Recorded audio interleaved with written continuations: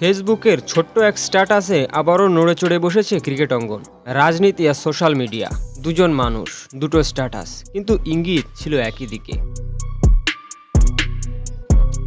গতকাল রাত 10টার দিকে ক্রীড়া উপদেষ্টা আসিফ মাহমুদ লিখলেন, একজনকে পুনর্বাসন না করায় সহস্র গালি দিয়েছেন আপনারা আমাকে, বাট আই ওয়াজ রাইট। মুহূর্তের মধ্যেই স্পষ্ট হলো সেই একজন আসলে বাংলাদেশের সর্বকালের সেরা ক্রিকেটার সাকিব আল হাসান। 5 আগস্টের গণ অভ্যুত্থানের সময় সাকিব ছিলেন কানাডায়। এরপর হত্যা মামলা, শেয়ার কেলেঙ্কারি, দুর্নীতির অভিযোগ, সব মিলিয়ে আর দেশে ফেরা হয়নি তার। জাতীয় দল থেকেও ছিটকে যান সাকিব।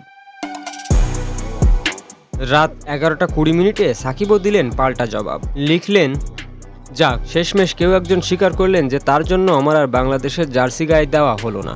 সবশেষে আবার এও বললেন, ফিরবো হয়তো কোনো একদিন আপন মাতৃভূমিতে, ভালোবাসি Bangladesh.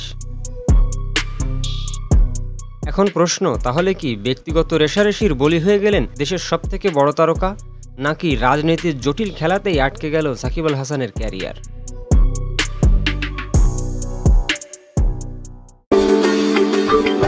Subscribe for more videos.